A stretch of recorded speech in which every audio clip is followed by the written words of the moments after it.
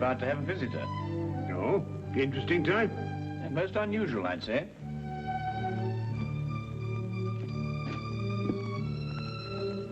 I don't see anyone. My dear Watson, the street is hardly deserted.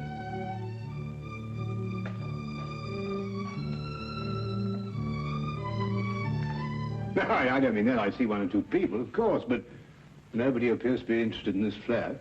Watson, for the past 5 minutes, that young man's been summoning up courage to call on us. Oh. He's vacillated between doubt and decision, fear and fortitude. Ah, at last fear is conquered. Fortitude is the victor. Well, I suppose you've deduced the whole thing.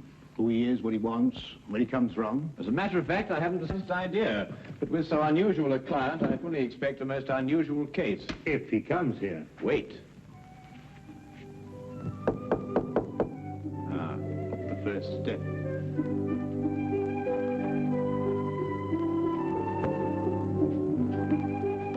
Is this Mr. Holmes' flat? It is. Won't you come in?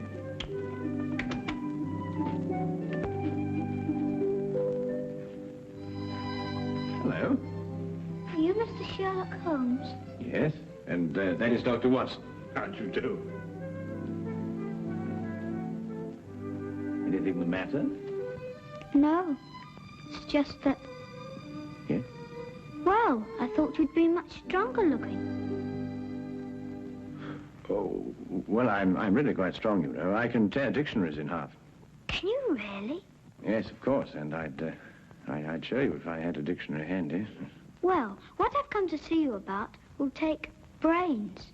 Well, I think Mr. Holmes has an ample supply of those.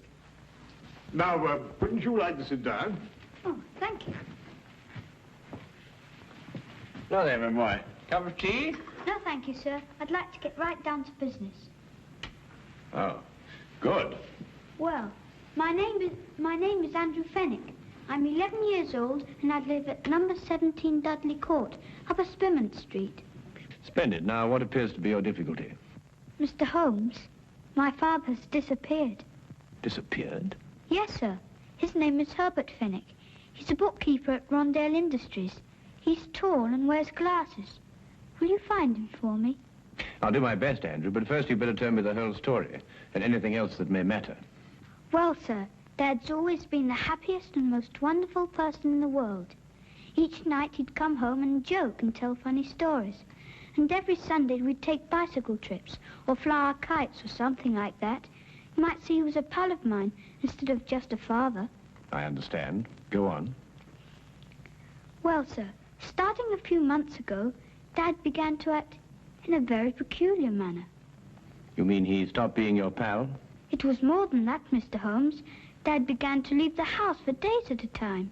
He wouldn't tell Mum and me where he was going or when he'd come back. Just acted mysterious and was as jumpy as a cat. When was the last time you saw your father? Over 3 weeks ago. That's why I'm so worried. Usually he'd be gone for a day or two. Mr. Holmes, I'll give odds he's in some sort of trouble. And I bet Jack Driscoll is behind it all.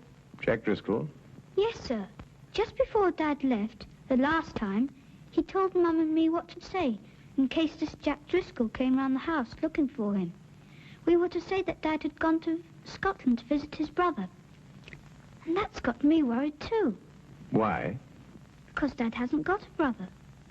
Have you ever seen this Mr. Driscoll? No, sir, I haven't. I don't know a thing about him, but I don't like him. Why hasn't your mother been to the police about this?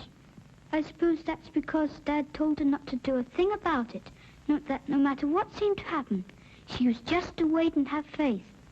But it's over 3 weeks ago. I just couldn't wait any longer. Then your mother doesn't know you're here? Oh, no. If I told her, she'd try to tartan me off for sure. Besides, she's been quite ill, and I wouldn't want to upset her. Your mother hasn't been well? No, sir. The doctor said she had pleurisy or something like that. She's been very sick.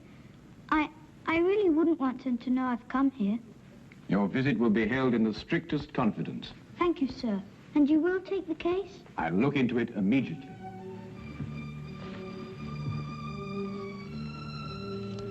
I hope this will be enough to retain your services. Oh, well, no, that won't be necessary, Andrew. But I insist. It's £2 6 shillings. It's all my own money, and I saved every bit of it.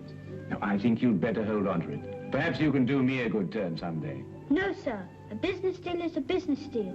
Pay on the line and no welching on depths, I always say. Very well, Andrew. It's a deal. But £2 6 shillings is far too much. I'll settle for £1. Really? £1 enough? Quite enough, Andrew. Thank you. Thank you, sir. I'll let you know as soon as I hear anything, Andrew. Goodbye, my boy. Bye, sir. Well, Watson, we'll find that boy's father if you have to search every gambling den in England. Gambling den? Yes, didn't you notice his clothing? Well, I suppose so. Nothing extraordinary there. On the contrary. The shoes were most expensive, but the coat was threadbare. The trousers came from the best haberdashery, and the cap was ancient, attesting to the father's streaks of good luck and bad luck. Yes, but that's not sufficient evidence to label Fenwick a gambler. Quite right, but there were other indications. Young Andrew's speech, if you may recall, was sprinkled with the peculiar jargon of the gambler. Such terms as touted off, I'll give you odds, and welching on a debt. The boy obviously learned from his father. I see. Further, I'd say the man's mysterious trips were to various sporting events held outside of London. Horse races, dog races, and so on. Yes, Holmes, but why should an apparently contented man like Fenwick suddenly turn to gambling? Well, my guess is that the mother's serious illness created a heavy drain on Mr. Fenwick's slender financial resources. He probably hoped for the gambler's classic killing. Well, Holmes, you've certainly answered everything. I'm afraid not, Watson. 2 questions yet remain unanswered. Where is Mr. Herbert Fenwick? And who is the shadowy Mr. Jack Driscoll? Where to, Holmes? To Inspector Lestrade's office. In this particular case, he may be just the chap to help us. Now, that's what a gambler would call a long shot.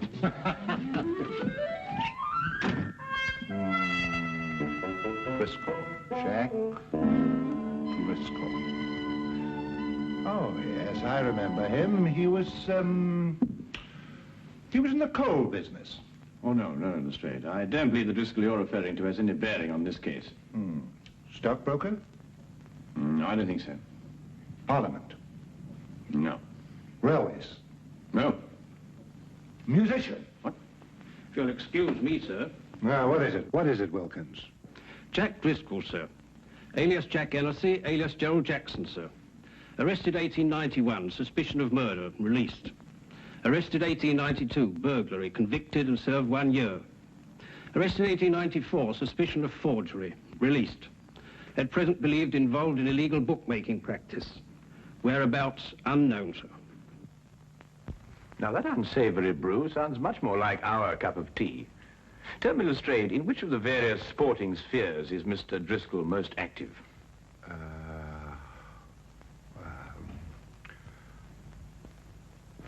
Rumour has it that Mr. Driscoll is concentrating his efforts on prize fight matches, sir. Well, thank you very much for your assistance, Inspector. And you too, Wilkins. Good afternoon, gentlemen. Well, if I know you, Holmes, I suppose now we'll be attending a prize fight. Quite right, Watson. This very evening, hulking Harry Thornton meets Powerhouse Percy O'Noonan at Londonderry Gardens. Powerhouse happens to be a personal friend of mine. You know a fighter personally? My dear fellow, I once blackened his eye for him.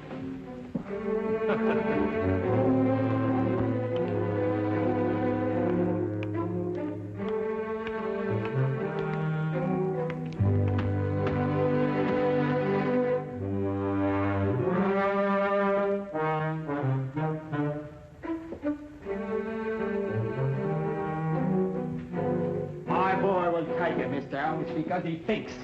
That's the kind of fighter I like, a fighter with brains. A very good combination, Mr. Finnegan. The best. Sometimes you makes a mistake. You sees a fighter what? It's hard, and you think maybe you got a champion. But if he don't think, nothing. You understand? Oh, yes, perfectly. Tell me, Mr. Finnegan, have you got... Excuse me. It's time Percy got started now. You can take him up now.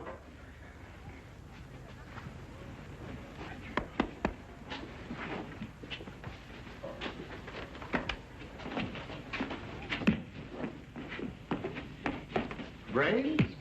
Oh, no, Watson, just a comparative judgment, you know. Well, I'll have to say goodbye to you now, Mr. Holmes, but thanks for dropping in. Not at all. Your boy was highly recommended to me. Who told you about him? Herbert Fenwick? Who? Herbert Fenwick. Herbert Fenwick? You know him? Of course. I was just saying that. Excuse me, Mr. Holmes, I've got to be going now. Curious reaction.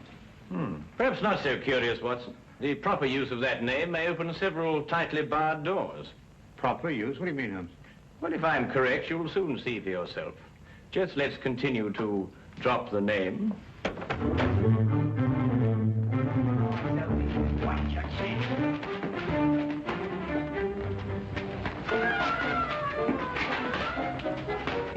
That's it now. Hold it. Hold it. Keep your eyes open. Right. Right. Right.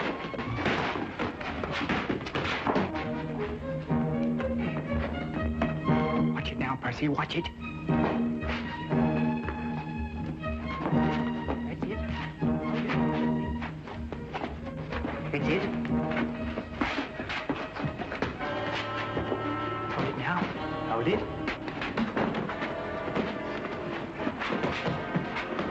That's right. Keep your eyes open. Keep your eyes open. Now! I tell you to keep your eyes open. Get up!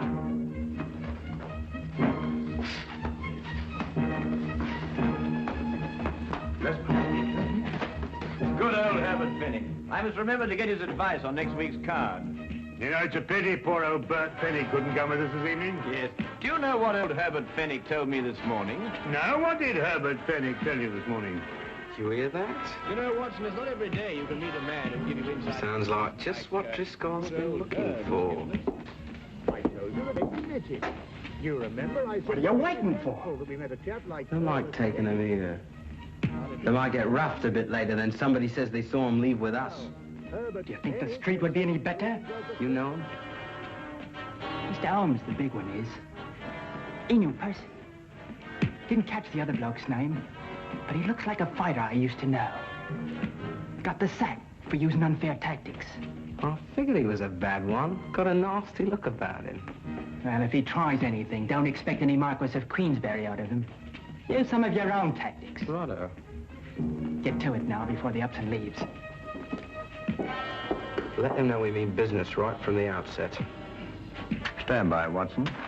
I think we shall have company in a moment.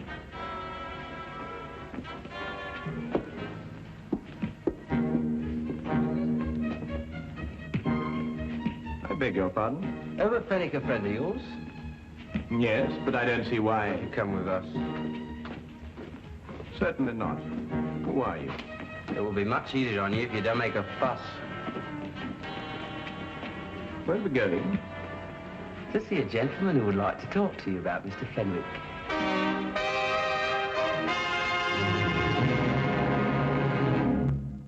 All I want to know from you is where you saw Fenwick last. Well, I believe it was at Murgatroyd's saloon. No lie. Here, I say, look. Fenwick wouldn't go to Murgatroyd's. Maybe the Green Man or the Houndstooth or the Brass Goblet, but never Murgatroyd's. There isn't too much money. Well, Mr. Driscoll, you've been to a lot of places today. Perhaps it was one of the others. How do you know my name? Well, You were pointed out to us. It seems you're quite a well-known figure in certain circles.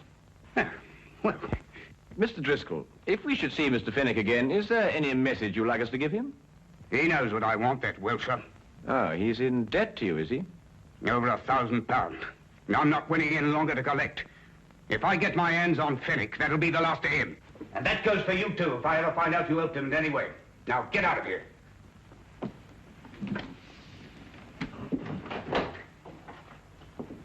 Good evening, gentlemen. People just don't have any manners anymore. And this is not the time to instruct them. Come, Watson. Well, I only hope we're going to a place where they appreciate proper behavior and the finer things of life.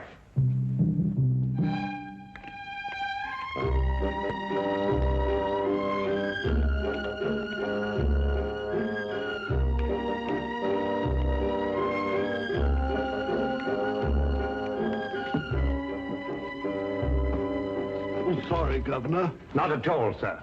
Not at all.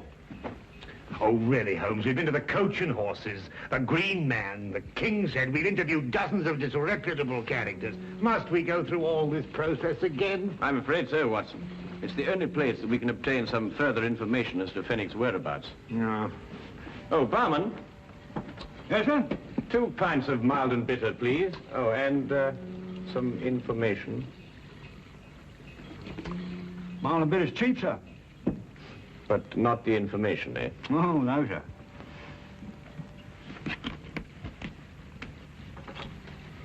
Herbert Fenwick. Oh, him poor chap. What do you mean? It was along here not a few weeks ago.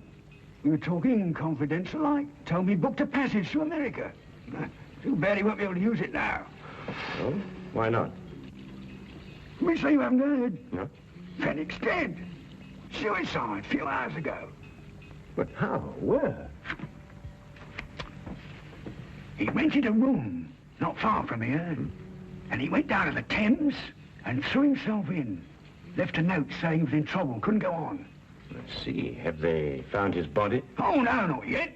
Only his hat floating in the water. Poor chap, wasn't a bad sort of a chap, you know, but gambler. Had a run of bad luck. Come, Watson, we must hurry, or Fenwick's luck may turn from bad to worse. Bad to worse, he's dead.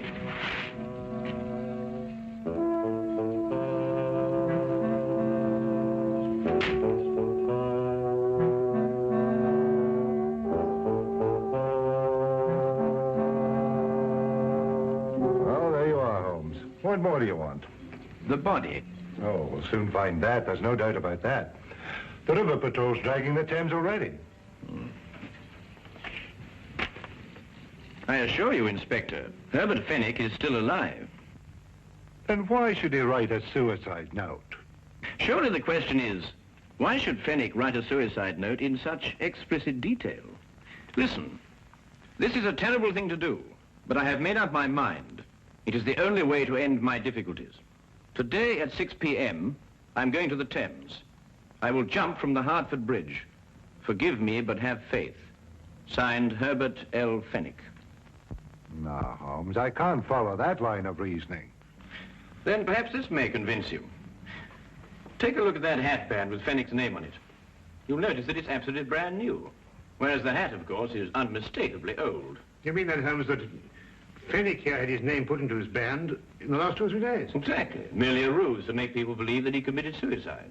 Yes, but why should a man say he's dead if he isn't? Well, to avoid his muscular creditors, for one thing. If they believed the reports of his death, they'd have no choice but to write him off as a total loss. Yes, but if he's still alive, somebody's bound to see him sooner or later. Not if he's made plans to go to America. All right, then. I'll have an alarm sent out to all the ships in port. I'm afraid, Lestrade, that'll be too late. Now, what do you mean? Because he has no money. He needs it badly, and he needs it quickly. And there's only one way in which he can cover both his needs. What way is that, Holmes? Robbery. What, do you think he'd take the chance? Of course he would. Fenwick's desperate. And in any case, there's very little chance when one considers that no one would suspect a dead man of committing the crime. Now, Holmes, what am I supposed to do? Warn everybody in London that a robbery's going to take place? Oh, I wouldn't go as far as that, Lestrade. I judge that Fenwick will strike at one of 3 places. The Wagon and Horses, the Green Man, or the King's Head. I say, Holmes, how can you narrow it down to that? Because Fenwick can feel certain that everyone in those places has heard the news of his death. Therefore, no suspicion could be directed at him. I don't know why I let you talk me into these things. Then you'll assign men to cover the Wagon and Horses and the Green Man? Yes, yes. Good, but there isn't much time. You'll have to get on with it immediately. All right. You know, sometimes you're worse than the commissioner.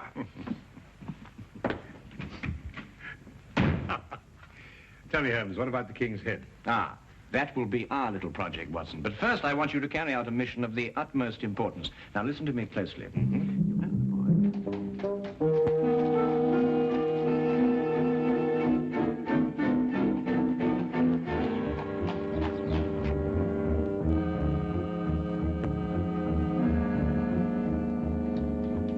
Yes, I've seen him come and go. big and small, happy and sad. And I tends to my business and keeps my hands clean. Ah, well, that's a splendid philosophy. Yeah? It's getting near closing time. Oh, yes, so it is.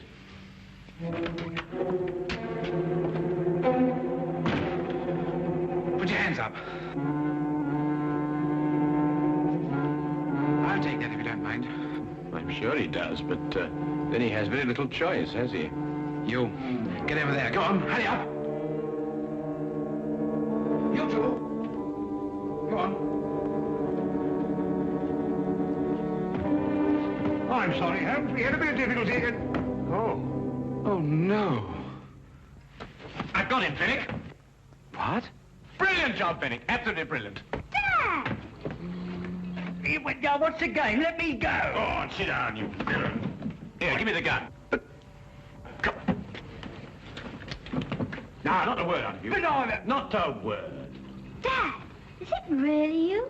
Of course it is, Andrew. Your father has been working on a special assignment for the Secret Service. Haven't you? Oh, Andy, my Andy. Now, you don't need to say anything, Mr. Fenwick. Your behavior is the model of a hero. Oh, take this man away. No, you listen to me. We'll have plenty of time for listening to you later. Well, who is he? What's he done? Who is he? Why, he's a spy working for a foreign government. Spy? Yes. Foreign government? And these, Lestrade, are the secret documents he was stealing from our Navy. Hey, that's my account book. A likely story, indeed. Here, let me see them. No, Lestrade, you certainly can't see them. They're even too secret for you. In a half minute, Governor, there's been a mistake here somewhere. I'm just, Wilkins, do as Lestrade orders. Take this man away. Yes, Mr. Holmes. I'll be standing up behind the bar all day, or I'll be... you. wait a minute, let me say something. This is a crime. You see, Andrew, your father has been working on a most dangerous case. During the secret investigations, quite naturally, he couldn't tell you anything about his activities. However, I think that he can now remove his disguise. Yes, of course. Gosh, Dad, Mum and me were so worried. Your father is really to be congratulated, Andrew. You see, the Foreign Office chose him specially for this very important task because no one in the underworld would have suspected him of being connected with the law. Mr. Holmes, I don't quite know how to thank you. Well, Fenwick, now the job is done. Of course, you'll have to return to your old job and take up the strings of your old life again. But if I know you, you'll work hard, meet all your obligations, and carry on like the splendid citizen you are. That's just what I'm going to do. I'll never leave my family again. Then good night, Mr. Fenwick. And good luck. Come on, Andy. Let's go home. Oh, Andrew, I've just remembered something. Here's your pound bag. Golly. Come on, sir. Stray, I've just had a sudden thought. I think perhaps you'd better release that bartender. He must be getting rather upset by now.